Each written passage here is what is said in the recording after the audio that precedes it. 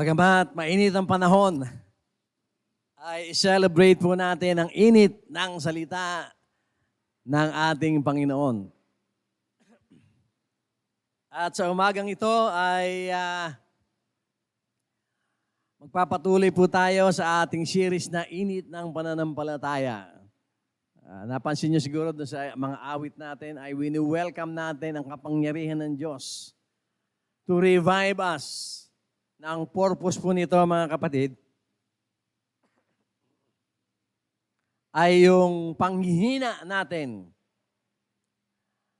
ay yung kawalan natin ng sigla sa pananampalataya ay mapalitan po ng init. At harinawa, ang ating pananampalataya ay mag-apoy. Alam niyo naman yung apoy, lalo na sa panahon ngayon, kaya ang ating pong gobyerno ay kabig-kabila ang campaign laban sa sunog, paalala sa mga tao, dahil ang apoy pag nagsimula, madaling kumalat.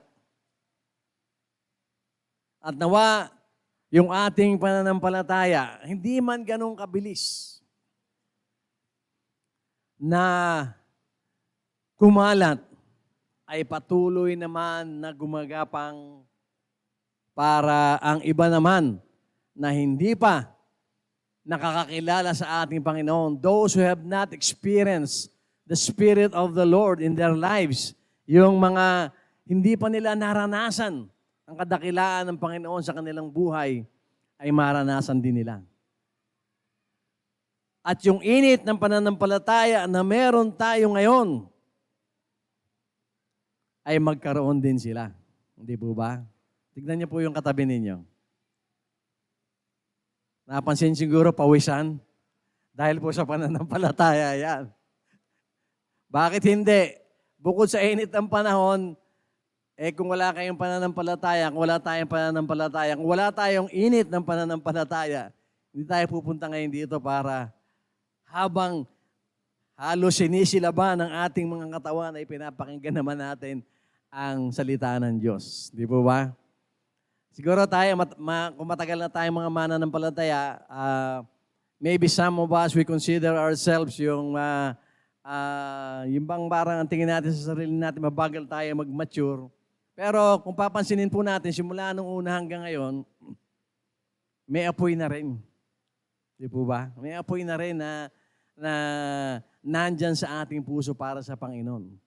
Of course, life and faith is a constant struggle. Pero nakakatuwa dahil kung titignan ko kayo ngayon dito, napakarami po natin mga kapatid dito na napakatagal na sa pananampalataya. Kapalakpakan po natin si Lord. At yung po mga bago pa lang natin nakakasama ay nawa hanggang sa huli ay magkasama-sama tayo sa ating pananampalataya sa Diyos. At yan po ang series natin for now, ito po yung init ng pananampalataya. Noong nakaraang linggo po, Mother's Day tayo, kaya nagkaroon tayo ng series break. Pero itutuloy naman po natin ngayon yung ating series na Faith on Fire. At nawa, yung init ng panahon ay magpaalala sa atin na gusto ng Diyos na maging mainit ang pananampalataya natin sa kanila. Wag po tayo maglala mga kapatid, darating din ang panahon doon sa kaharian ng Diyos. Hindi na natin kailangan ng aircon. Hindi na tayo papawisan doon. Hindi na nga tayo luluha Hindi po ba? At ang ginhawa ng isang kaharian na malaparaiso ay atin pong mararanasan na. Sabi nga po sa description, doon sa bagong Jerusalem, merong ilog na umaagos sa kalagitnaan ng the new city of Jerusalem, na ang tawag is the river of life. At ang lahat ng umiinom doon ay mabubuhay ng walang hanggan. Sipin nyo na lang yon. Kaya wag po natin ipagpalit sa init ng panahon ang ating Panginoon. Kung di gaano ka man kainit ang panahon, painitin pa rin natin ang ating pananampalataya. Sabi po sa 2 Corinthians 4:16 hanggang 18 ay ganito, babasahin ko po sa wikang Ingles. Ang sabi, "Therefore we do not lose heart, though outwardly we are wasting away, yet inwardly we are being renewed day by day. For our light and momentary troubles are achieving for us an eternal glory that far outweighs them all. So we fix our eyes not on what is seen, but on what is unseen. Since what is seen is temporary, but what is unseen is eternal." Ito po yung example ng mainit na pananampalataya na kahit na ang katawan, sabi nga dito, even if our bodies are wasting away, ang sabi niya, patuloy naman ang lumalakas yung espiritu. Day by day, nare-renew. From one glory to another, from one maturity to another level of maturity. At ito rin pananampalatayang mainit, mga kapatid, ay umaasa sa mga gantimpala ng Diyos. We are convinced, even now, na nandito pa tayo sa lupa, we believe 100% that there is life after this life on earth that we are having. Hindi po ba? Yun po yung mainit na pananampalataya. At isa pang tanda ng mainit na pananampalataya, mga kapatid, ay yung pagpapahalaga natin sa mga bagay na hindi nakikita. Kaya nga meron tayong tinatawag na faith. Without faith, hindi ka maniniwala sa mga bagay na hindi nakikita. And mas mainit ang ating pananampalataya, mas masigla ang ating buhay spiritual. Kahit na medyo umiidad na tayo, yung mga senior, hindi po natatapos ang ating spiritual maturity development. Tuloy-tuloy po tayo. Kasi ang humihina lang naman itong physical na katawan natin itong shell na ito. Pero yung ating kaluluwa, since day one na tayo pinanganak, ay yung pa rin yung kaluluwa natin. It's not aging. It's maturing, but it's not aging. And it will live on through eternity, yung ating kaluluwa. So wag natin pansinin nyo, mga seniors. Kung tayo ay malaki na ang discount, balita ko malaki na ang discount ngayon Siguro naisip natin, nabalitaan ko, merong isang, sa ko ba nabalitaan yun? Isang senior na inabot na ng 100 years old, nakatanggap ng 100,000. Di po ba? Kaya lang naisip ko, pero anong gagawin mo doon sa 100,000? 100 years old ka na. Well, pambili ng gamot, di ba? Pandagdag din yon. Pero ewan ko kung nakakapag-malling pa yung 100 years old na tao. I hope so, para magpalamig. Pero lahat ng yon, lilipas yun. But the spirit within, the soul within, ay steady lang po yan. In fact, pagka tayo ay nalagutan na ng hininga, ang nalagutan lang ng hininga at existence ay yung ating shell, yung ating katawan. But our spirit and our soul keeps on living through eternity.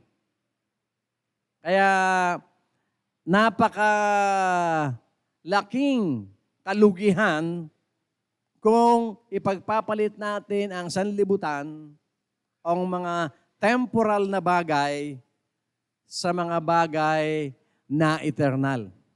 That's why your church, through the Word of God, ay laging nagsisikap to teach us, to counsel us, to pray for us, na tayo ay manatili sa pananampalataya, at kung mananatili tayo sa pananampalataya, ay meron tayong mainit na pananampalataya. Amen po ba? Palapakan po natin si Lord, mga kapatid.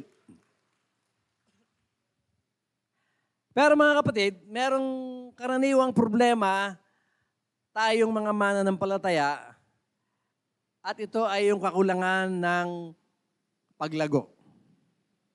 Well, ang paglago naman ay hindi matatapos hanggang hindi dumating ang katapusan ng mundo. Pero in the process of growing in faith, ay of course, mayroong mga struggles. In fact, yung mga struggles na yun ay mahalaga rin para sa atin.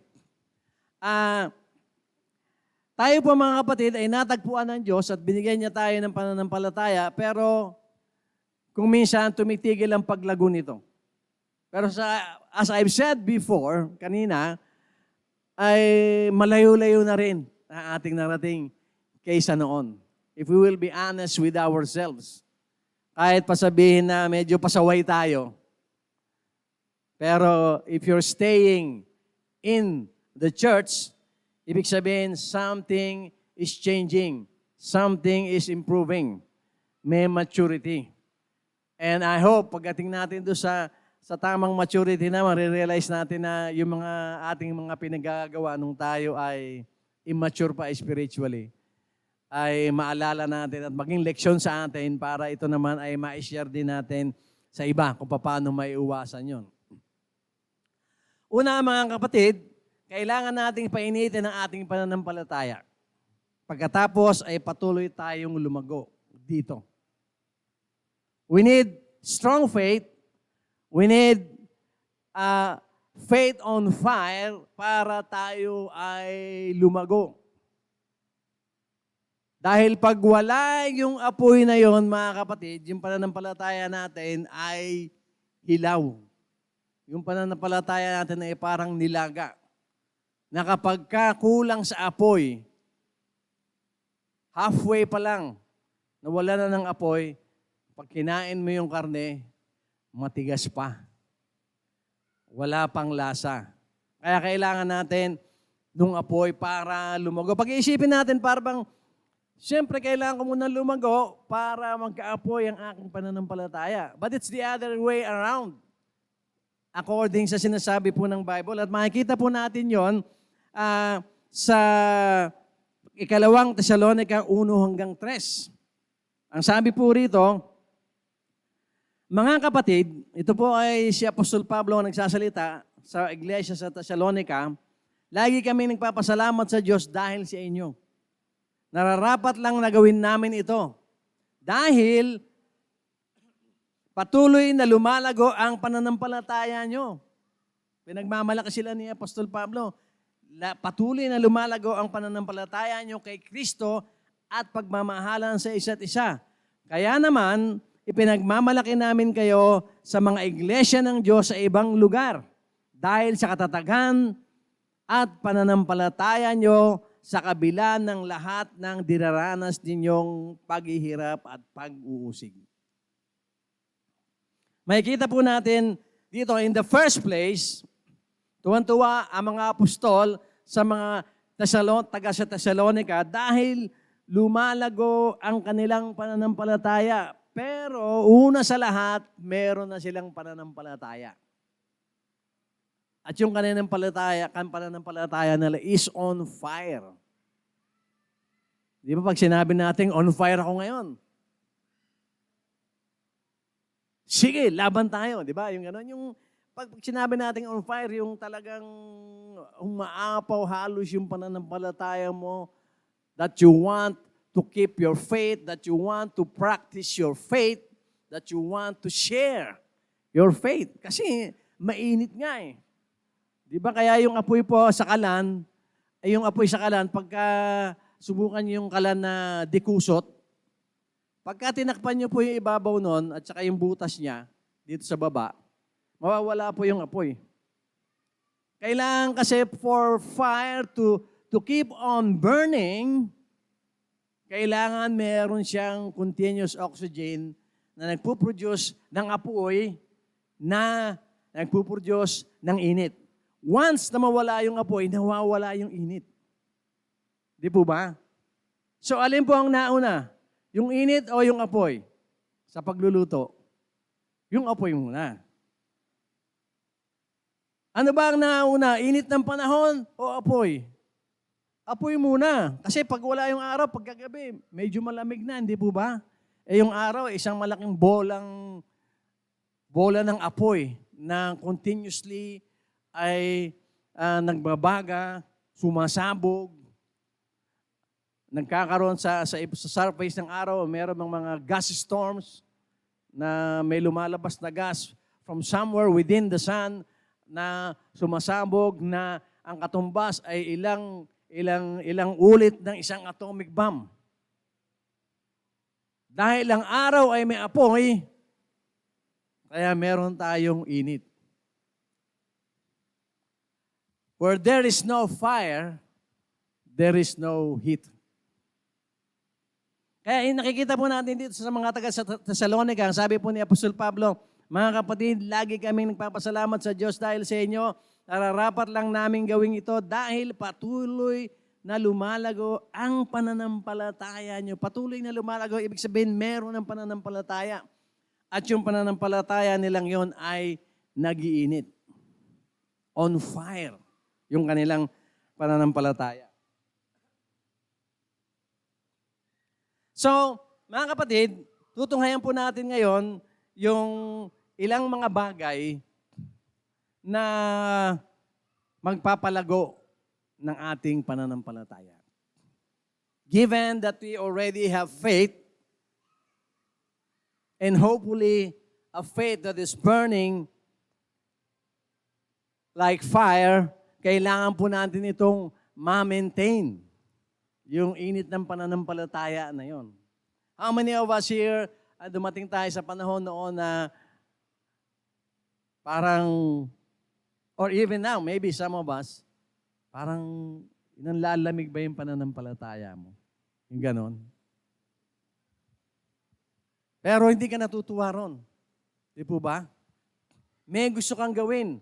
Maaring hindi mo magawa. Maaring malamig ang iyong pananampalataya, pero hindi mo gusto yon.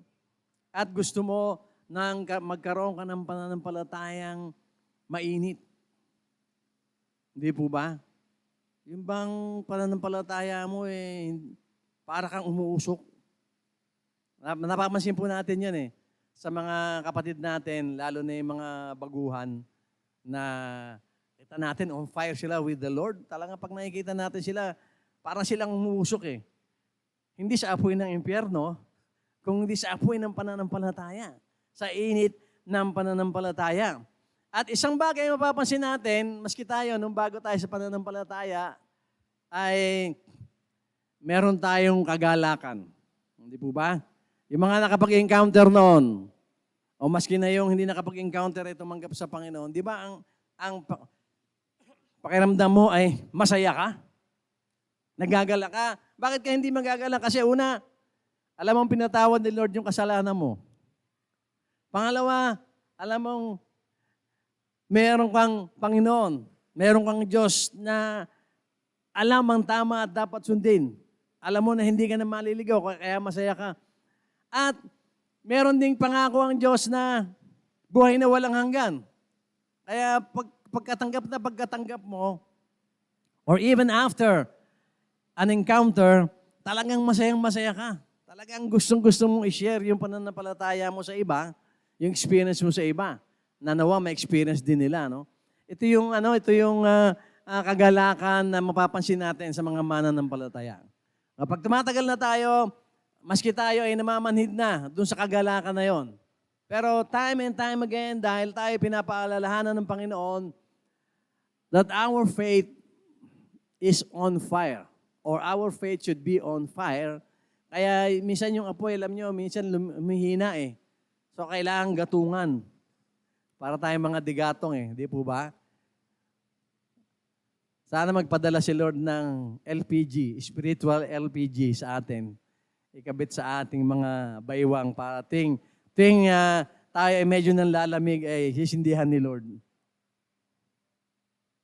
Well, nangyayari yun po dahil mayroong mga pagsubok. Pero yung mga pagsubok, mga kapatid, ang tingin natin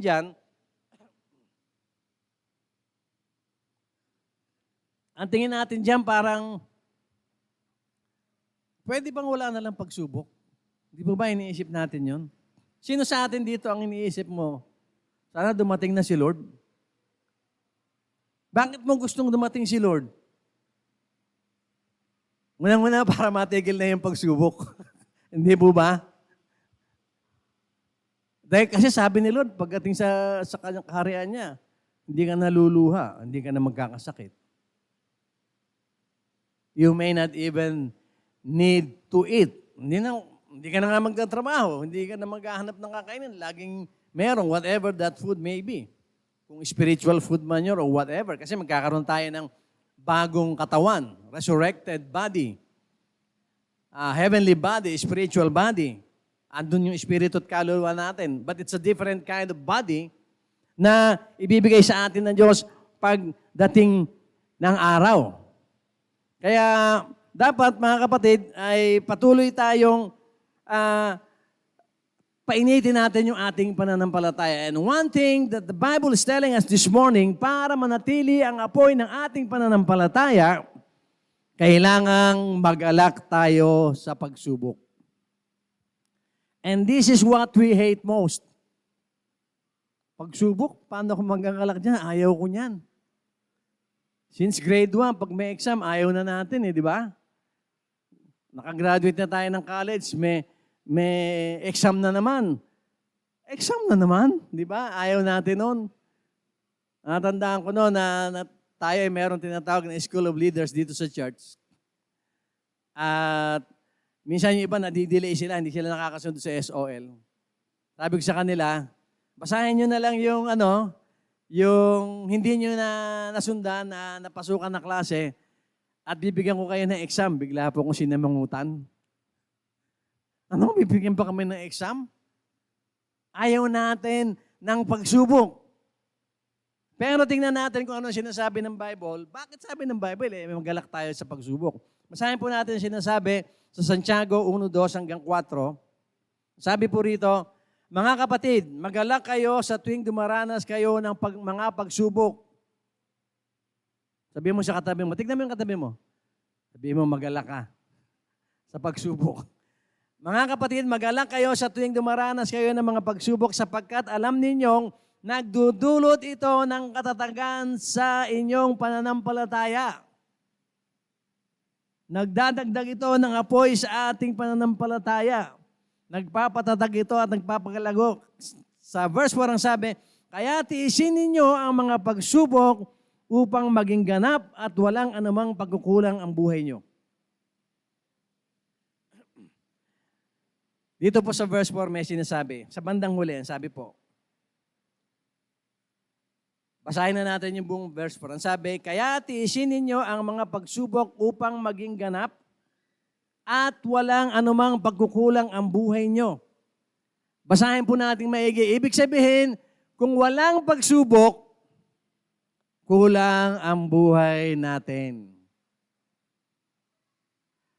Bakit? Kasi yung pagsubok is a necessity to our faith for us to grow. Kaya yung mga pagsubok na sinusumpa natin, di ba sabi nyo, pagkatapos ko ng college, wala nang exam. Ayoko ng exam, sawa na ako dyan. Hindi na, yung iba nga ayaw na magbasa Dahil nakatapos na ng college, ayaw na magbasa. Puro na nga basa ginawa ko nung college. Pagbabasahin mo na naman ako ngayon. Kaya pag pingbasa natin ng Biblia, ayaw na. Meron po tayong mga kapatiran noon sa Makati na ganyan po ang attitude. Ang sabi, nung nagsisimula tayo mag-devotion tayo, ibig sabihin, babasa ka ng Bible. Sabi po nung isang member natin doon na manager na siya sa isang government office. Sabi niya, pagbabasahin niyo na naman ako. Tapos may exam pa. Sawan-sawa na ako dyan. Ayaw ko na, ibig sabihin, ayaw ko na ng pagsubok. But in reality, the Bible tells us na pag walang pagsubok, kulang ang buhay natin. Reality check. Sino sa atin dito ang hindi pa nakaranas ng pagsubok? Wala. Di po ba? Lahat tayo nakaranas ng pagsubok. Isipin natin mga kapatid, bakit ganun si Lord? Naging Christian na ako. Nag-born again na ako. I give my tithes. I attend the church. I attend my temple group. I support all the activities of the church. Bakit may pagsubok pa rin ng buhay ko? Malinaw na malinaw po ang sabi. Kaya tiisin ninyo ang mga pagsubok upang maging ganap at walang anumang pagkukulang ng buhay niyo. Kulang pala ang buhay natin kung walang pagsubok. Tayong lahat ay dumaan sa pagbabago ng ugali. Hindi pa nga lang tapos. Patuloy pa tayo nagbabago. Balikan po natin ang kasaysayan ng buhay natin. Mapapansin po natin na maraming pagbabago tayo sa ugali dahil sa mga pagsubok na pinagdaanan natin. Hindi po ba? For example, ang isang nilalang na hindi nakaranas ng paghihirap, who were born with silver spoon. Kung minsan, ginto pa nga yung spoon.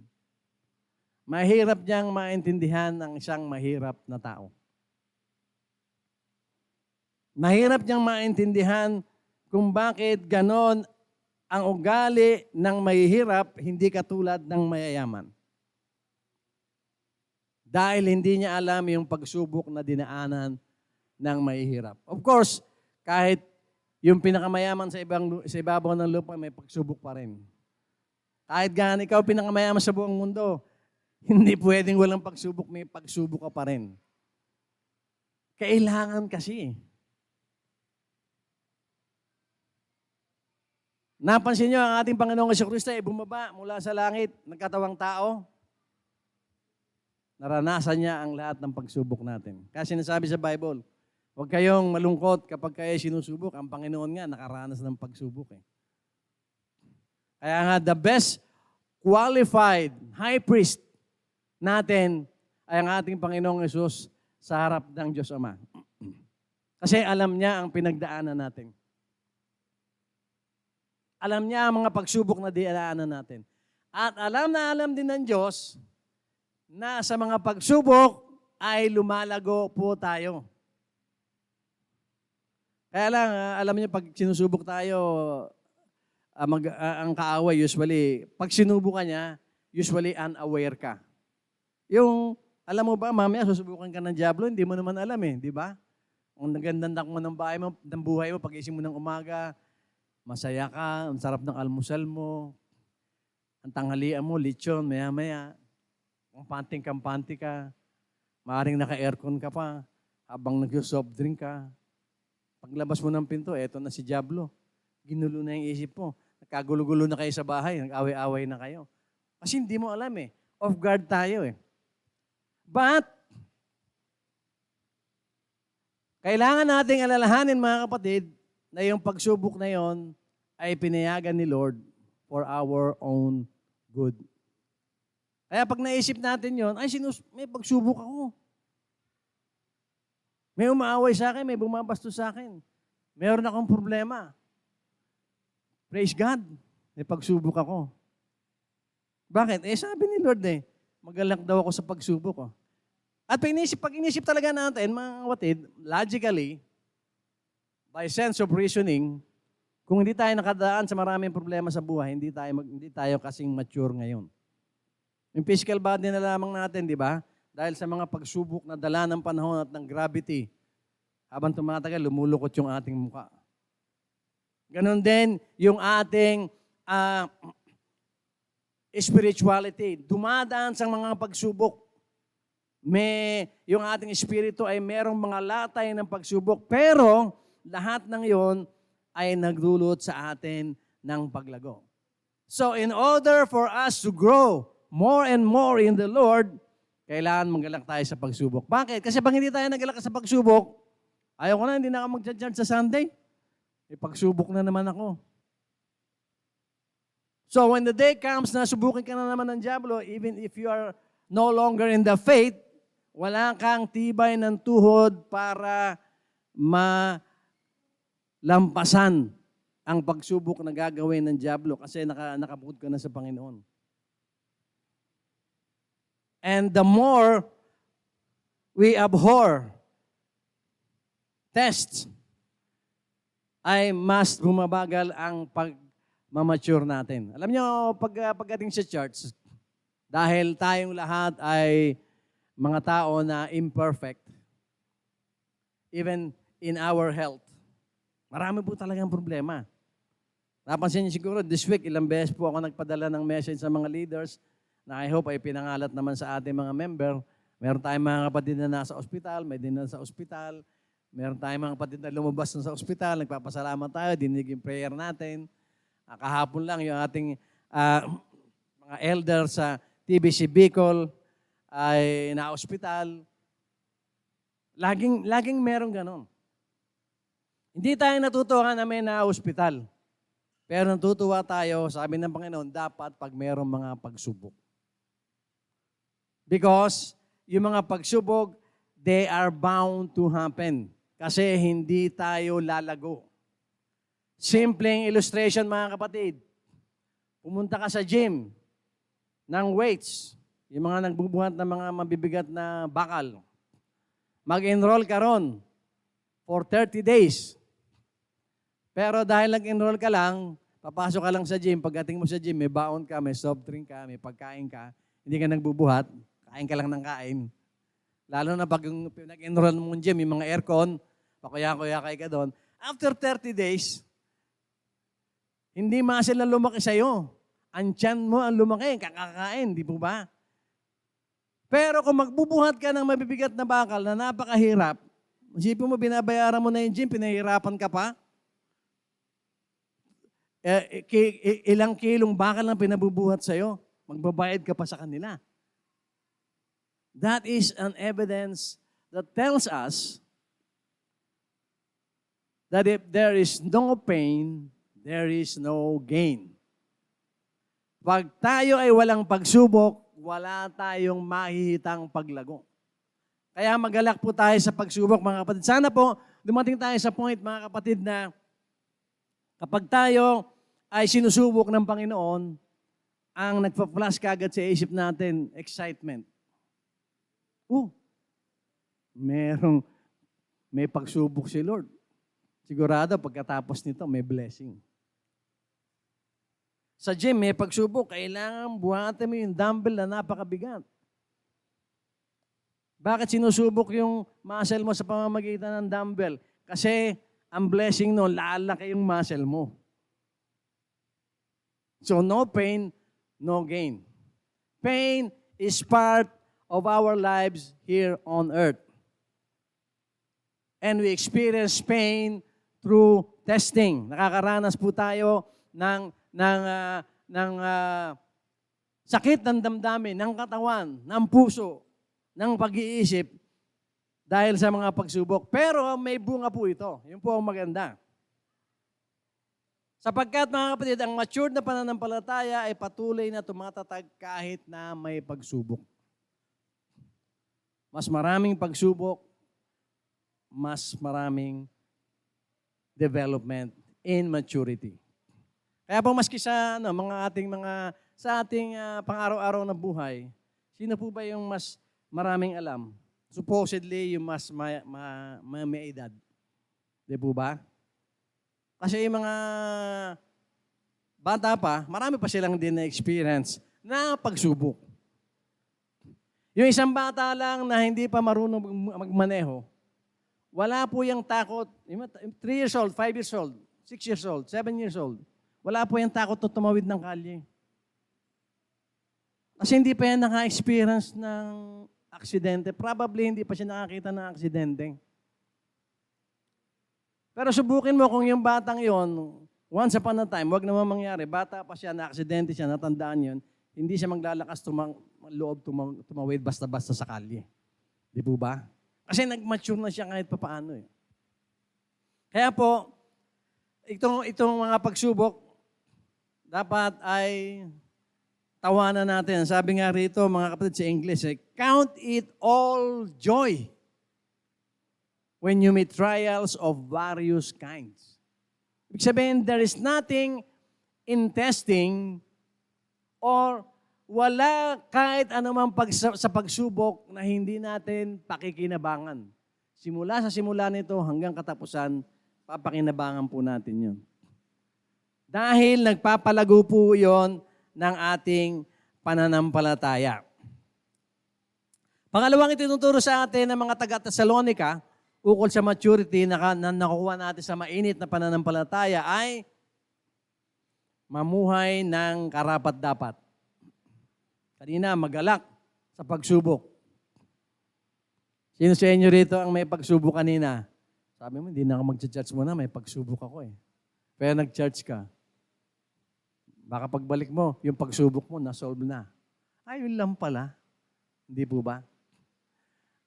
Just yesterday, meron po tayong kapatid na ang nanay ay nasa ospital. Pastor, ang nanay ko po ay nasa ospital at chine-check up po siya ngayon. Posibleng may thyroid problem siya or potassium or sodium problem. So, nagpadala po ako ng prayer sa ating mga kapatid. Pag-pray po natin na maging simpleng potassium deficiency lamang ang sakit ng ating kapatid. Kasi pag potassium lang, potassium shot lang, uwi na yon. Kapapadala ko pa lang ng message, hindi ko pa alam kung natatanggap na ng mga kapatid natin, nag-message na yung kapatid natin. Okay na po si mami, potassium lang pala ang problema. Ibig sabihin, mga kapatid, but we prayed, di ba? Sino sa inyo natuwa nung nagpadala ako ng salamat sa prayers niyo dahil yung ating kapatid lalabas na bukas dahil ang problema lang pala niya potassium. Kasi kung naging thyroid problem yun, mas malaking problema yun, di po ba? So, how do you feel? Mag-pray ka. Pinakinggan ni Lord yung panalangin Ano nangyari sa'yo? Nag-mature ka. Kasi nasubukan ni Lord na mayroong problema yung kapatid mo, hindi pa nga ikaw ang may problema. Nanalangin ka, sinagot ni Lord yung problema. Amen po ba? Palakpakan natin si Lord. Kaya lang at the moment, kahit tayong mga hinihinga ng panalangin na hindi tayo may sakit, hindi ka mag-anak natin yung may sakit, medyo yayandigin ka muna ng diablo. Uy, may problema. Matakot ka. Mag-panic ka. Ano sagot natin bilang mga Kristiyan? May problema? Di magpipray. Ilan sa atin ang hindi mahilig mag-pray, pero pag may problema na nanalangin. Kaya opportunity yung yung pagsubok Wala kang kahilig-hilig sa panalangin kahit yung magsisimula ng pagkain, hindi ka nananalangin. Pero dahil nagka-problema ka, Lord, pag pinanggaling niyo ako, maglilingkod na ako sa inyo. Meron pong gano'n, naging pastor because of that. Napakasipag niya. Sa umaga, nagsasaka siya, sa gabi, nagdadrive siya ng jeep niya na pampasahero. Pag linggo, hindi siya nagcha-church. Dadaan naman siya sa church. Iaabot niya lang yung kanyang offering. Biyahe na naman siya. Tapos pagdating ng gabi, saka na naman siya. Bumaksak yung katawan niya, muntik na siyang mamatay. Sabi niya, Lord, pag ako ipinagaling ninyo, maglilingkod ako. True enough, naging pastor po siya. Isipin niyo yung maturity na yon. Isang tao na walang kabalak-balak magpastor, pero dahil sinubok ng Panginoon sa kanyang kalusugan, naging pastor nga. Tremendous maturity development ang nangyari sa kanya. So, pangalawang bagay na tinuturo sa atin ay mamuhay tayo ng karapat-dapat. Colossus 2:6-7, ganito po ang sinasabi. Dahil tinanggap niyo na si Kristo Jesus bilang Panginoon, ibig sabihin may pananampalataya na tayo, mamuhay kayo ng karapat-dapat sa Kanya. Patuloy kayong lumago at tumibay sa Kanya. Magpakatatag kayo sa pananampalatayang itinuro sa inyo at maging mapagpasalamat din kayo. So, sinasabi sa atin, mamuhay po tayo ng karapat-dapat para lumago yung ating pananampalataya. Sabi pa po sa Galatia 2:20 ay ganito, namatay akong kasama ni Kristo sa krus, hindi na ako ang nabubuhay sa aking sarili, kundi si Kristo na. Ipinapamuhay ko ang buhay kong ito sa pamamagitan ng pananampalataya sa anak ng Diyos na nagmahal sa akin at nag-alay ng buhay niya para sa akin. Since we are already in faith, dapat mamuhay tayo ayon sa pagkatubos sa atin ng Panginoong Yesus. Na ang ibig sabihin nito, dahil tinubos ako ng Panginoong Jesucristo doon sa krus, hindi na ngayon ako nabubuhay. Si Kristo na. Gusto kong magalit dahil ginagalit ako ng kung sino. Ay, wag na lang. Hindi na nga pala ako nabubuhay, si Kristo na. Paano yung pride ko? Wag na lang. Kasi hindi na nga ako nabubuhay, si Kristo na eh. Pinako na sa krus yung aking pride. Si Kristo na ang nabubuhay sa akin. Kaya mamumuhay tayo ng karapat-dapat. At patuloy tayong lalago kung tayo ay mamumuhay ng karapat-dapat. Ang sabi po sa 2 Pedro 3:17-18 ay ganito, mga minamahal, alam na ninyo ito kahit noon pa, kaya mag-ingat kayo nang hindi kayo maloko sa pamamagitan ng mga maling aral ng mga taong suwail at mawawalay sa mabuti ninyong kalagayan sa Diyos. Sa halip, lumago kayo sa biyaya ng Diyos at sa pagkakilala sa ating Panginoon at tagapagligtas na si Jesucristo. Lumago tayo sa Panginoon. That's why we keep on telling you, read your Bible. Gamitin po natin yung ating 5-day reading program. Do our devotion. Do your devotion. Kasi sa pamamagitan nun, lalo tayong lalago. Sayang naman, kung na kay Kristo na tayo, ay hindi pa tayo lumalago sa biyaya ng pagkakilala natin sa Kanya. And the more we read the Word, the more we will know our Lord Jesus Christ. And the more we know our Lord Jesus Christ, ay lalo tayong lalago. Kaya katulad ng saan nagsisimula yung init sa apoy, ang pagkakilala sa Diyos, saan magsisimula? Sa Kanyang salita. So we have to know the Word of God para tayo ay lalong lumago. At sinasabi rin sa atin para tayo patuloy na lumago, ay kahit na may mga pagsubok, ay dapat na magpakatatag tayo. So pag may pagsubok, anong gagawin natin? I-embrace ba natin yung pagsubok? Hindi, magpapakatatag tayo. Di po ba? Sa tulong ng Panginoon. Not even sa pamamagitan ng ating kakayanan. Ang sabi sa Nehemiah 8:10 ay ganito, mga kapatid, sinabi pa ni Nehemias, magdiwang kayo, kumain ng masasarap na pagkain at uminom ng masasarap na inumin, bigyan nyo ang mga walang pagkain dahil ang araw na ito ay banal sa Panginoon at huwag kayong mababalisa. Dahil ang kagalakang ibinigay ng Panginoon ay magpapatatag sa inyo. That's why we have to grow in our Lord Jesus Christ. Kasi mga kapatid, yung kagalakan na nakukuha natin sa Panginoon, magpapatatag po sa atin. Alam nyo, nadidisib lang tayo ng kaaway eh. Yung bang pag binabasa mo yung Bible nakakatulog ka. Deception yun ng kaaway. It's not even your fault. Pero kailangan kalabanin natin yun para mabasa natin yung salita ng Diyos. Kung kailangan niya magbasa ng Bible habang naglalakad sa kwarto ninyo para makapagbasa kayo, gawin niyo po. Kahit na binabasa niyong Bible ay sa cellphone, o sa laptop, o sa desktop. Pag inaantok ka na, tumayo ka sa harap ng desktop mo, mag-jogging-jogging ka, sandali, para bumalik yung ulirat mo, tuloy pa rin ang basa ng Biblia. Kasi tinuturo sa atin mga kapatid, para tumatag ang ating pananampalataya, kailangan natin na mamuhay ng karapat-dapat at napapaloob dyan, mga kapatid, sa pamumuhay ng karapat-dapat ay patuloy na paglago.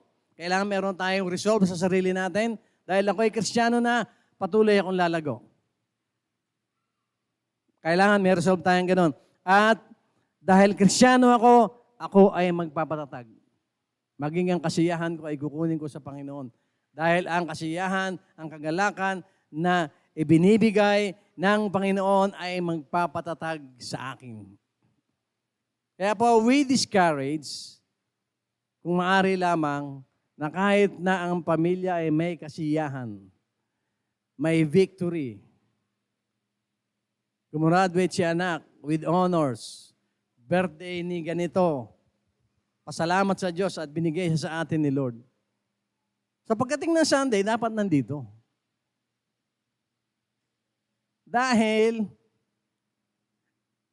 nagpapasalamat tayo sa Diyos. At yung kagalakan na makukuha natin kapag nandito tayo, kahit na ma-miss natin yung ibang fun o happiness, ay iba po ang dadalhin nun sa atin.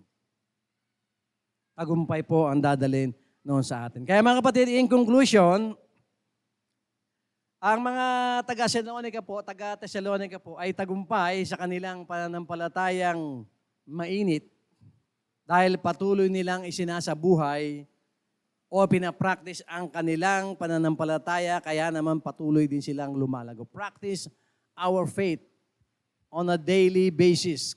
Kristiyano tayo.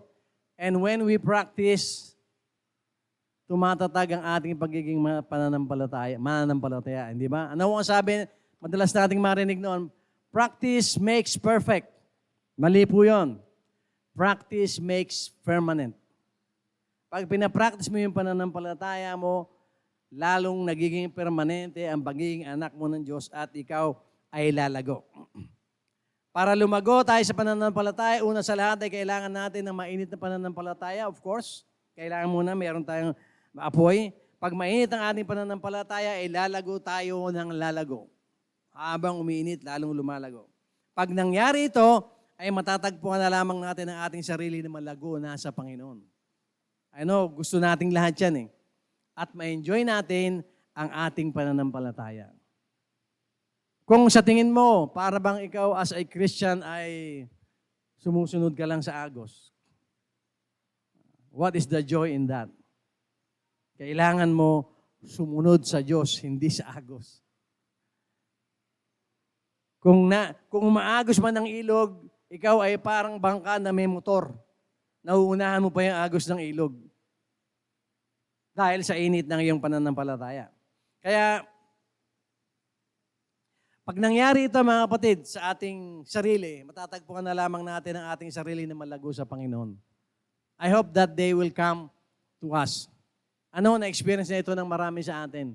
At may experience pa ito ng ilan natin mga kapatid. Pag tayo nanindigan sa Panginoon, kapag nanatiling mainit ang ating pananampalataya, lalago po tayo mga kapatid.